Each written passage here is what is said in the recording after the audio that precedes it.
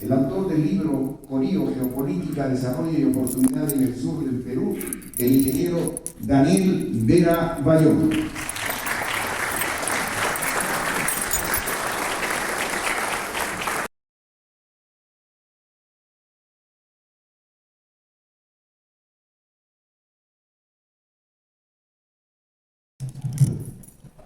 Primero quiero manifestar mi agradecimiento a todos ustedes por la molestia de haber tenido hoy que venir casi en la Navidad.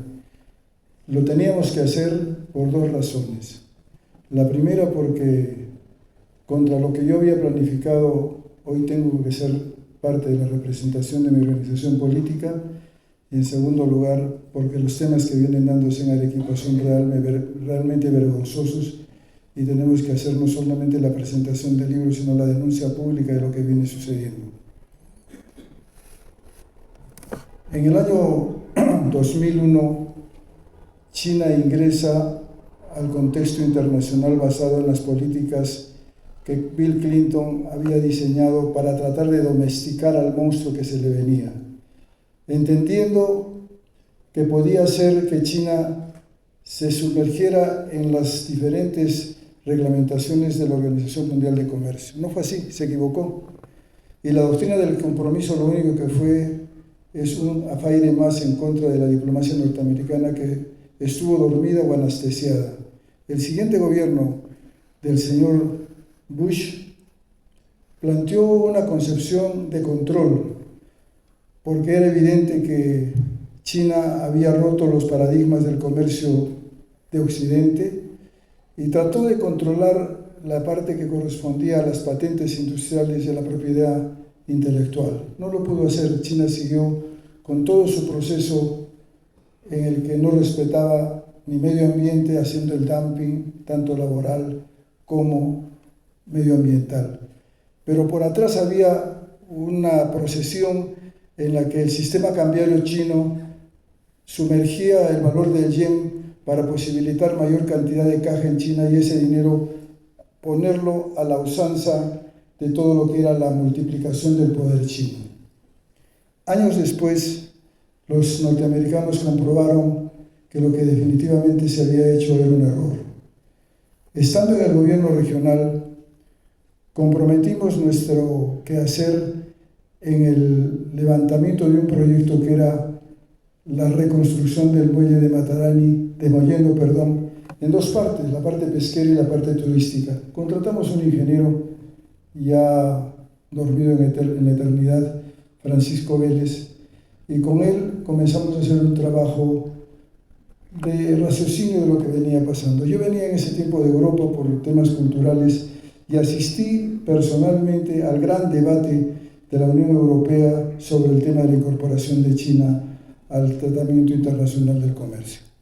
Se dividieron en dos grandes fracciones: la fracción proteccionista que planteaba ponerle medidas arancelarias y controles, y la otra que decía del colaboracionismo para sumar el poder económico de China para poder levantar los estándares de la infraestructura que tenía en ese momento la Unión Europea.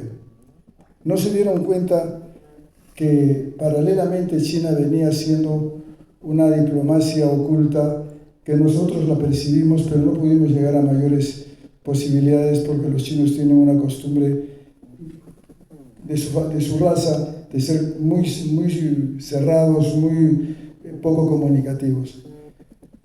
En ese momento, junto a Jaime Ponce, que era gerente de nuestro gobierno regional en el área de la OPIP, comenzamos a hacer un debate de lo que debíamos hacer. Y planteamos algo concreto: si China se viene con toda su opulencia productiva, ¿cómo vamos a sostener en esta área una posibilidad de no ser marginados para ser servidumbre domésticos del poder chino? Comenzamos a hacer una investigación en el litoral y se planteó una disyuntiva: hacer la primera prospectiva en la zona de Cocotea, que es una bahía que está más hacia el norte de donde hoy día se presenta Corío. Determinamos que no era posible porque, primero, la batimetría, los problemas morfológicos del mar; segundo, la pendiente del risco y la cantidad de acantilados no permitía que fuera un lugar adecuado. Con buen ojo, Jaime Ponce le dice a Pancho Vélez, trabajemos el área entre Punta Corío y Punta Cordel. Y así fue. Y hoy día he venido en esta parte, y termino en esta primera parte, a hacer una cosa concreta. Y he invitado a 6 personas, lamentablemente 3 no han venido, que han sido parte de la expedición, que fue con las lanchas, que fue con los instrumentos, que hicieron el trabajo de topografía en tierra, el marcaje de puntos en mar. Está acá con nosotros el señor Ricardo Alarcón, que por favor quisiera que te pongas de pie, Ricardo, quien fue el que realizó, junto al arquitecto Adán Pacheco, todo el trabajo de topografía. A su lado está el ingeniero Elmer Sánchez, que por favor te suplico te pares, quien fue el que hizo todo el trabajo de marcaje topográfico en tierra. Y está el señor Moisés Apaza, que fue el que manejó todo el tema en el mar, junto a 3, un buzo y 2 personas más, que hoy día no han podido venir. Cierto, por favor. Esta expedición se hizo en una lancha de los bomberos de Mollendo, porque no teníamos ni siquiera para comprar un poco de petróleo, no había canon, no había recursos. Cuando hicimos el trabajo batimétrico, sobre el que se ha basado todo lo que hablan ahora, porque nunca hicieron más complemento que ello, determinamos el área, inmediatamente después le ordené a los correspondientes técnicos, entre ellos está aquí el ingeniero Huerta, que fue gerente de infraestructura, que lo tienen también en la parte posterior al lado de Ernesto Cáceres. Ordené que hicieran una investigación inmediata de quién eran los dueños de los terrenos, si era el Estado o eran los particulares. Amigos, se dieron con la sorpresa de que 1.700 hectáreas eran de la sucesión de la familia Rivera, es decir, los terrenos no eran del Estado. Y en eso fundo la crítica que le he hecho al señor Roel, y luego lo voy a explicar, porque si se quiere hacer una APP por activos, es muy difícil contener una posibilidad que no sean los propios terrenos. Pero voy a seguir. Se han hecho 1001 conjeturas sobre el inicio de Corío. Yo con pruebas las he presentado hoy, y el día lunes presento el libro en Mollendo, donde estarán los buzos y donde estarán los operadores, que era el jefe de la compañía de bomberos de Mollendo, el señor Vildoso, y su hijo, a quien le cayó una cuchilla de control y le cortó la pierna en pleno proceso. Cosas pues que no se conocen, pero que hoy día las digo, y con esto se acaba la fábula de quién fue o quiénes fueron. Yo no pretendo descubridor de nada, amigos. Yo soy un simple técnico que lo que quiere es a su tierra por sobre cualquier interés personal. A mí me han invitado a ser parte de empresas para poder explotar Corío, amigos, no uno, sino 100 veces. Nunca lo he hecho, ni lo haré, porque yo tengo un principio que me enseñó de la Torre. Yo nací en mi organización para servir al Perú, no para servirme de él. En segundo lugar,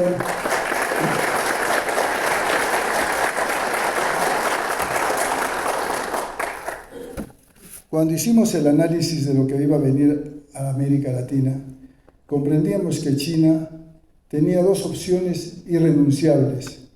O abastecía por línea logística de materias primas a su industria, o se acababa el proceso industrial chino. Y el otro tramo era que una población de 1.300 a 1.400 millones de personas no podía estar jugando con el abastecimiento alimenticio. Recuerden que China, para los que conocen China, yo he ido varias veces a China. China es un continente con mucha agua, pero con pocas probabilidades de poder producir algo que no sea arroz. Y la base de la alimentación en un pueblo tan numeroso son las harinas. Por eso es que China miraba directo al Brasil, y para poder obtener la línea logística que no permitiera duda, no solo tenía que poner líneas comerciales de compra y venta, sino tenía que tener infraestructura portuaria que le asegurara que no había forma de renunciar al control de la misma. Nosotros nos dimos cuenta y dijimos, China es el primer posible postor a este gran proyecto. Y comenzamos a trabajarlo en forma contundente. Yo viajé al Brasil, hablé con el presidente Lula en 2 oportunidades, y en el libro van a ver las fotos y están ahí los comentarios.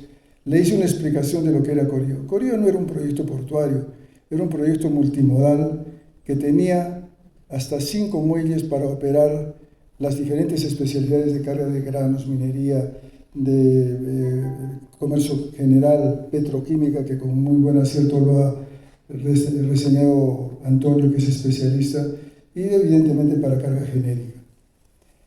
En este proyecto le decíamos al presidente Lula, para poderlo interesar y poder conseguir de alguna manera el respaldo, porque el centralismo limeño nos agobiaba. Hablamos con Pedro Pablo Kuczynski, con Toledo, hablamos con el ministro de la época de Transportes, y no hacían suyo el proyecto, y la legislación no tenía nada que ver con el impulso que necesitaba esta gran idea de todo el equipo. Lula me dijo lo siguiente: tus ideas son buenas, pero yo quiero trabajar este tema contigo solo, conversar contigo solo. Viajé al Brasil.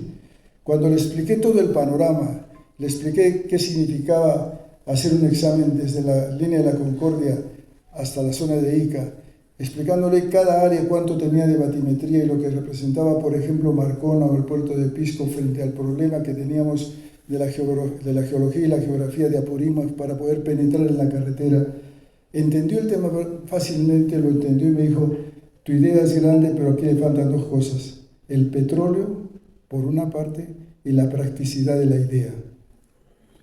El petróleo, le dije, está en el proyecto de la petroquímica, no se había dado cuenta. Y ahí me dijo algo que lo narro en el libro. Me dice: yo tengo la petroquímica de Braskem, proyecto que se lista en la bolsa, pero tiene capital nacional. Estamos en 60 países y tenemos 5.400 productos industriales que han hecho que el Brasil haga un balance en la industria. Yo tengo interés en eso. Y cuando me dijo en la practicidad de la idea, le dije: ¿por qué? Porque los grandes proyectos hechos por pobres no sirven, y tú eres un hombre de pueblo. Me quedé admirado, pero lo entendí como una idea de lo que sucede en las naciones. Muchas veces hay que ser parte de la oligarquía para que te hagan caso. Muy bien. Terminadas esas conversaciones, le planteé el tema de la ciudadela tecnológica, que no es una idea de Daniel Vera, que no es una idea del proyecto, eso viene de mucho antes atrás.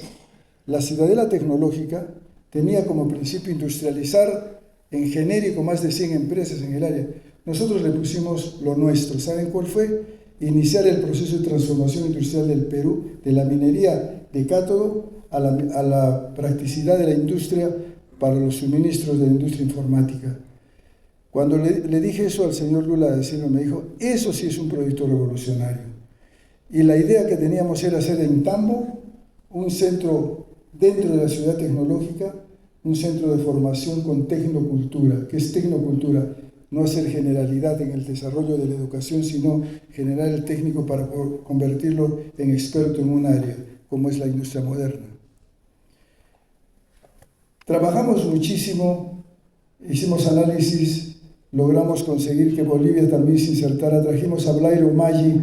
Blairo Maggi es el jefe y presidente del grupo Amaggi de Brasil, que es la más grande corporación del mundo produciendo soya.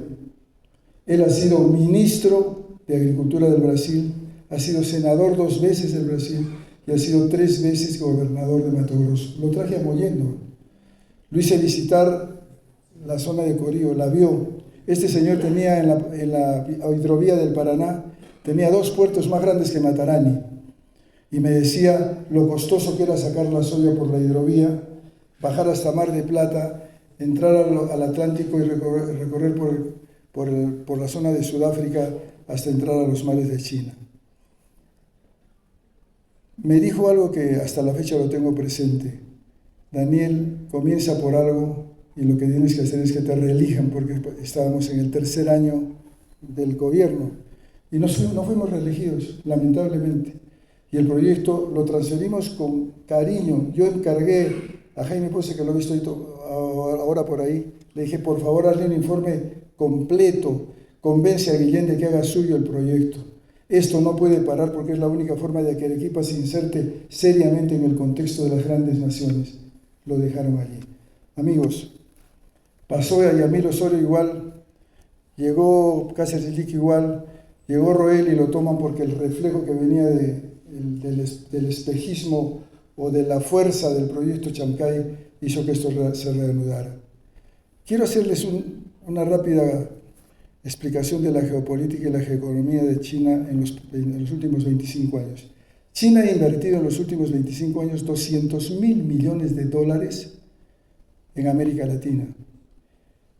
El 16.7% de esos 200.000 millones de dólares los ha invertido en Perú. Cada peruano per cápita ha recibido 914 dólares de China.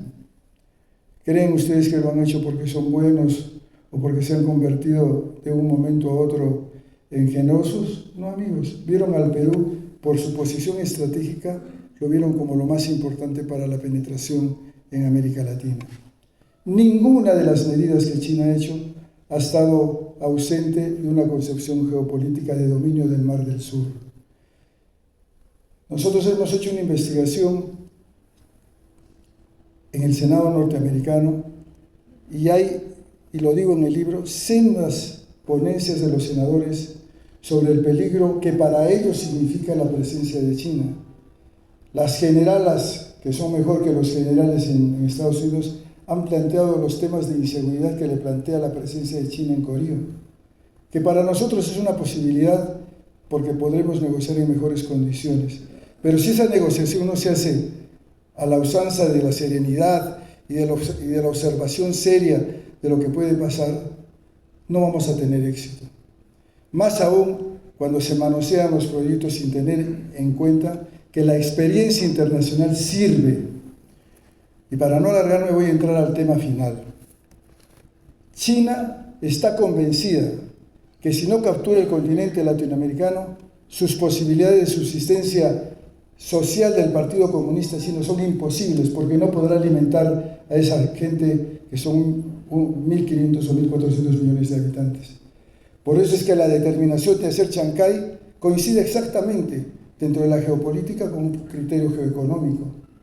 Y esa geoeconomía hace que planteen el tren como una geoestrategia, y el tren tiene que cruzar todo el Perú para ingresar a la selva amazónica y conquistar lo que puede ser la gran llanura del Brasil. Si lo observamos desde esa perspectiva y vemos cuántas inversiones tiene China dentro de esos 32.000 millones de dólares, y vemos que está la minería central, la minería sureña, y ponemos los nombres. ¿Quién maneja hoy día Marcona? China. ¿Quién maneja toda la generación eléctrica de Lima capital? China. ¿Quiénes son los más grandes agentes de la construcción en el Perú? Los chinos. ¿Quién maneja todo lo que es la concepción del desarrollo de la energía no convencional en el Perú? ¿Quién maneja las bambas? ¿Cuántos bancos chinos tenemos hoy día? No es una casualidad, es geoestrategia y geopolítica. Y nosotros tenemos que plantear la concepción del desarrollo, no mirando la tierra, tenemos que mirar la concepción del desarrollo mirando el mar. Se acabó la época de la planificación terráquea o terrestre del desarrollo. La concepción moderna del desarrollo está en el mar, porque en el mar es donde se traban los más grandes negocios, o por ahí discurren, y por las avenidas discurren los carros, como por el mar discurre la riqueza y el dinero. Y eso cambia toda la geoestrategia que debemos plantear, y esto es nuevo, porque esto no lo dicen los textos. Lo que estoy planteando es mi experiencia, lo que estoy planteando es lo que estudio. Muy bien, en estos recientes tiempos el gobierno regional tomó como criterio el avanzar en el proyecto Corío. Yo aplaudí esa idea y la iba leyendo. 18 meses se trabajaron en Lima bajo la idea de que esto podía hacerse por un criterio privado, porque existen dos grandes fórmulas o dos grandes metodologías para poder actuar en puertos. Una es la habilitación portuaria, que es privada, que tiene 3 partes. Una parte que le da una viabilidad temporal primaria, una secundaria y una ya la definitiva. Y la otra es las asociaciones públicas privadas, que también tienen 3 metodologías. Una es la de impuestos, otra es la de activos y otra es la de la inversión del Estado. Extrañamente, esto que venía siendo ya conducta, incluso tuvieron 2 reuniones con JP Morgan, tengo los datos porque tengo amigos, porque me intereso en el tema. El 28 de julio del año pasado, de este año, la señora Dina Boluarte plantea que se va a hacer una adenda para ampliar la concesión del puerto de Matarani por 30 años más. Yo puse el grito al cielo ese día, sino que yo no soy autoridad. Y no pude llegar a los medios nacionales porque todos los políticos con importancia y cargo, el 28 de julio, hicieron el análisis de todo y no se dieron cuenta de cuál era el problema vital. Poco a poco fui denunciando el tema, mollendo en Arequipa hasta que llegué a Lima.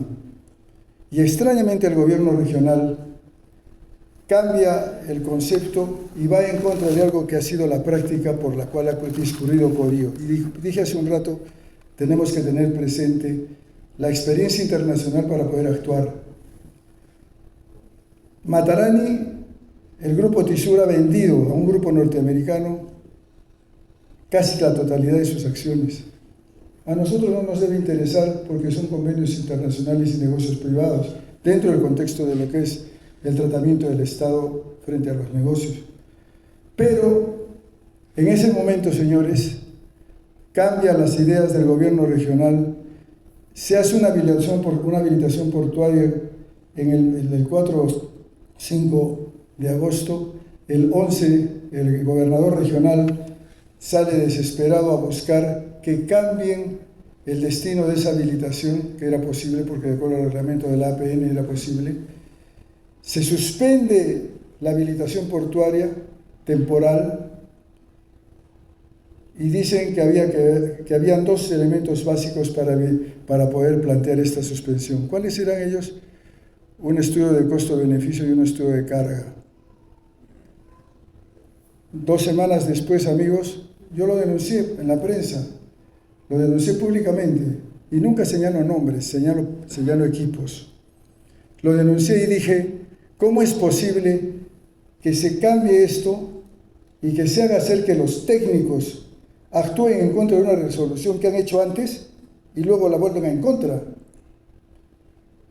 Un mes después salen 2 informes, un informe de la Dirección de Planificación de la APN, Autoridad Nacional Portuaria, y un informe legal. Y los 2 informes dicen lo siguiente: el gobierno regional no tiene razón, se ha equivocado en los criterios y es necesario resarcir de la autorización portuaria temporal porque lo que corresponde de acuerdo a la ley. Y ponen abajo como un salvavidas que es posible que pueda haber también a la vez una gestión de tipo público-privado para poder actuar como un proyecto paralelo dentro de una dimensión geográfica más grande. En ese momento estábamos cerrando el libro y en ese cierre del libro ya no pudimos avanzar más, pero hemos puesto las 2 resoluciones. Miren, amigos, yo no tengo ningún problema de decirle a quien sea las cosas en su cara con pruebas. Y en el libro se prueba todo lo que estoy diciendo. Y hay algo más, amigos. Terminado el libro, han pedido auxilio, y lo digo puse un post, han pedido a la collera de los presidentes regionales del Perú que se unan, porque ha habido un Consejo de Estado. El Consejo de Estado, amigos, no es ninguna instancia de tipo técnico ni legal en la que se comprometen a hacer el proyecto de la manera que ellos lo interpretaron, que dice lo contrario a la ley como están en los informes. Y lo que han hecho, los han sacado a los técnicos. Amigos, los que han hecho eso, y esto ténganlo claro, no se han dado cuenta que en la historia no se escribe con vara, no se escribe con influencia. En la ley prescriben los delitos, en la historia no prescriben las traiciones, amigos. Y esto lo tomo como tal, porque Matarani, con la nueva concesión, les digo desde ahora los problemas que vamos a tener. El calado de Matarani tiene 14 metros, en una parte tiene hasta 14,5. ¿Cómo van a hacer para que los barcos post-Panam entren a esa área? No pueden en este momento trabajar el talud del muelle pesquero y van a plantear una ampliación de 700 millones con una inversión de 20 millones anuales. Estas son reflexiones técnicas, estas no son reflexiones políticas. Y los que conocen de mecánica de suelos, y acá hay varios ingenieros, y yo adrede he invitado gente técnica, saben que lo que estoy hablando es absolutamente verdad. Pero ¿qué ha pasado? Han dicho que no hay un estudio de carga. Amigos, cuando se presenta una propuesta para hacer una habilitación portuaria, se presenta ya todo una agenda en la que está el estudio de carga. Brasil tiene carga de sobra. Pero el problema no es eso, amigos. El problema es que se ha maltratado el proyecto. Cuando le han quitado un derecho a una empresa privada de haber ganado la habilitación portuaria, se le quita el derecho y el mensaje en el exterior es: en el Perú se confunde gobernanza con gobernabilidad. ¿Qué es la gobernanza? La gobernanza es el conjunto de actividades que hacen que un país sea serio. ¿Por qué? Porque respeta la norma, la ley y la juridicidad. Entre otras cosas, plantea el respeto al debido proceso y plantea el respeto a todas las acciones legales para permitir la inversión.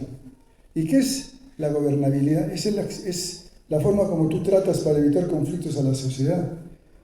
Entonces, si era un conflicto con la sociedad, el problema de la habilitación, ¿por qué no lo plantearon desde una perspectiva real? Y viene ahora la conclusión. El proyecto Corío está herido, amigos. El proyecto Corío está herido de muerte. Y lo digo con dolor, porque yo lo siento con parte mía. ¿Por qué está herido? Porque los gobiernos se acaban.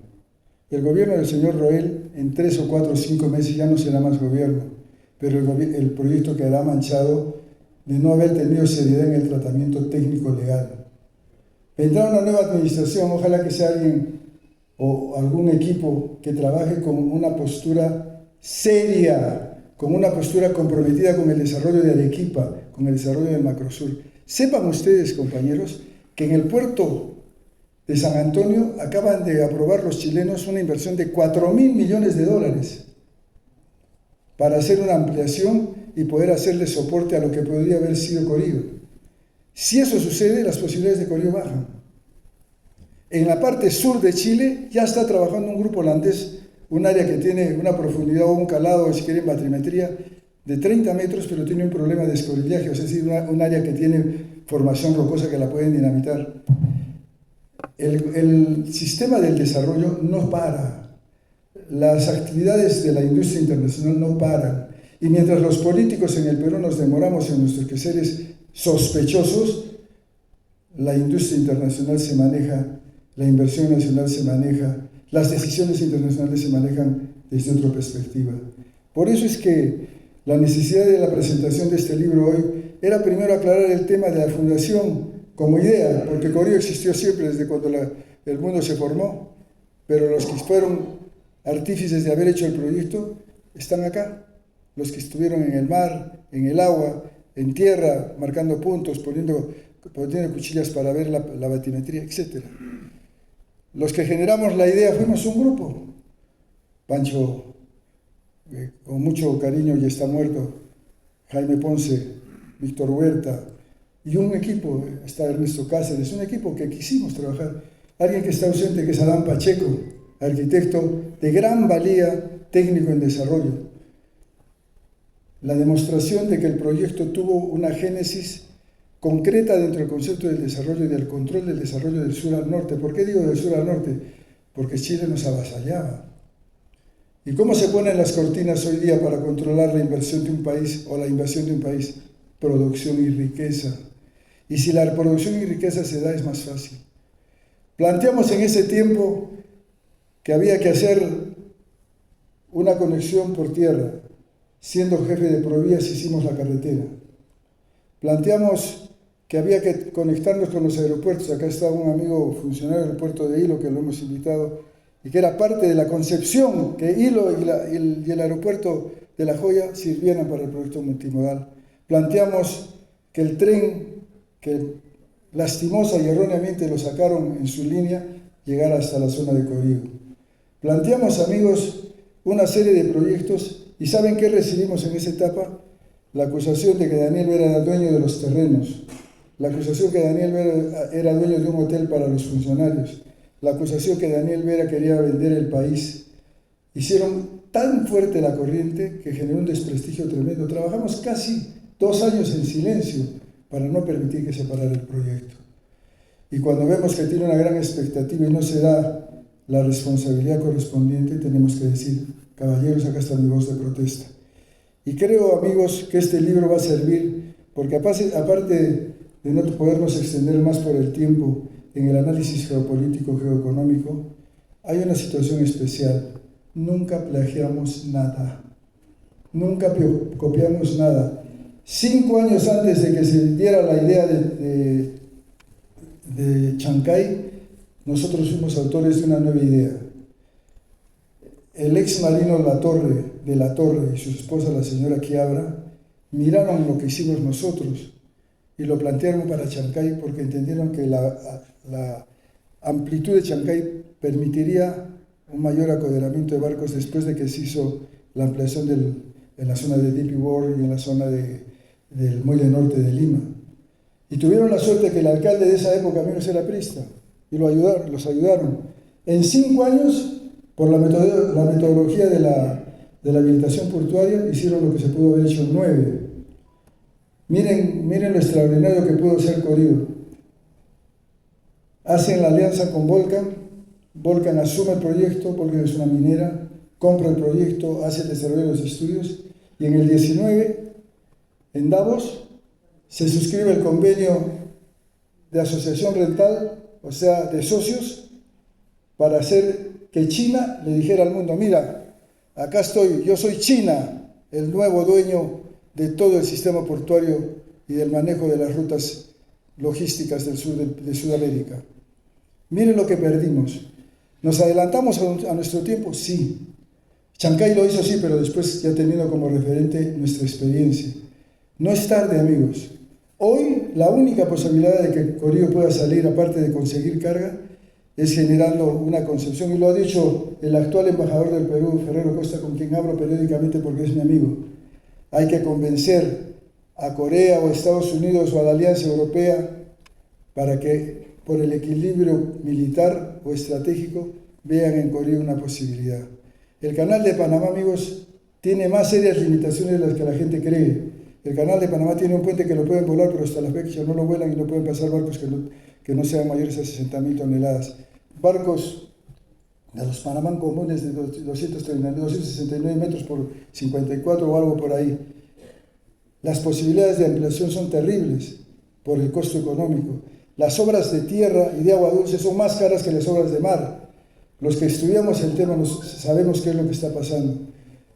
Creo que si usamos la estrategia del equilibrio militar o el equilibrio bélico, vamos a tener una posibilidad. Creo además que si, como bien lo ha dicho Antonio, establecemos una relación entre la producción de tierras raras en su contenido contencioso, vamos a hablar de concentrados, sin Corío no es posible, porque Chancay no tiene esa posibilidad. Chancay ha sido hecho con otra concepción. Y amigos, la guerra contemporánea se va a dar por tierras raras. Para que tengan solo una idea, es más barato que parar la fuerza militar norteamericana, mandar un cohete a la luna y traer de ahí tierras raras para poderlas trabajar militarmente. Miren de lo que estoy hablando. ¿Cuánta importancia puede tener un nuevo concepto en Chancay? Porque no hay que vender Chancay como un producto, hay que vender Chancay como un proyecto. Si lo vendes como producto es vender en bruto, si lo vendes como un proyecto lo vendes como zona trabajada industrialmente, para hacer la comparación. Si nosotros queremos vender un producto en el Perú en forma genérica, le perdemos el valor agregado. ¿Y cuál es el valor agregado de Corío? La especificación en las posibilidades de tener un puerto que maneje el complejo petroquímico, el complejo minero, el muelle minero, que no tiene que ser un muelle de lo acostumbrado con 4 o 5 almacenes que puedan tener blindaje, no. Hoy día todo eso se hace por ductos y mineroductos que sí puede hacer Corío a través de una adecuada propuesta en la que tiene que trabajar el Perú, con aliados internacionales. Y hoy día, amigos, ya los puertos no lo hace un solo país. China lo ha hecho por su importancia en el control de la línea logística. Ahora todos los grandes complejos multimodales se trabajan como hub y los que son asociaciones internacionales. Les agradezco que hayan venido hoy día. No quiero tardarlos más. Muchas gracias a mis compañeros de promoción, a mis compañeros de la universidad. Le quiero agradecer también al ingeniero Alba Centurión, que está en el cielo, que fue uno de los que nos aconsejó el tema de Corío. Renunciando a su megaproyecto en Tacna, nos dijo: ustedes en Corío tienen una posibilidad. Un viejo ingeniero que fue presidente regional de Tacna, experto en temas de desarrollo civil, y que con sus consejos pudimos también alcanzar algunas metas. Amigos, muchas gracias. Gracias Lucho Wilson, médico formado en San Agustín, ahora médico allá en Cusco, que es candidato al Senado. Juan Carlos Arabia, de igual manera, candidato al Senado. Yamel, muchas gracias por tu presencia. Amigos, autoridades, un agradecimiento especial a José Vargas Oblitas, que está con su sombrerito ahí. Él es corrector de libros, ha sido corrector de la República muchos años y es el que me ha dado 50 cocachos por las faltas de ortografía, pero para eso está él, ¿no? Por eso es corrector. Y de igual manera creo que Jaime Ponce lo veo por allá arriba. Jaime, ¿por dónde estás? Hola Jaimito. Jaime, que fue un contribuyente fundamental en este trabajo, porque no se trata de egoísmos. Conversé con él de esto antes de hacer el libro, porque no he tratado en lo mínimo, amigos, de ser protagonista de nada. Si algo tengo en mi vida es que he aprendido a que con humildad se gana más. Y el desarrollo lo hacemos todos. Muchas gracias. Buenas noches.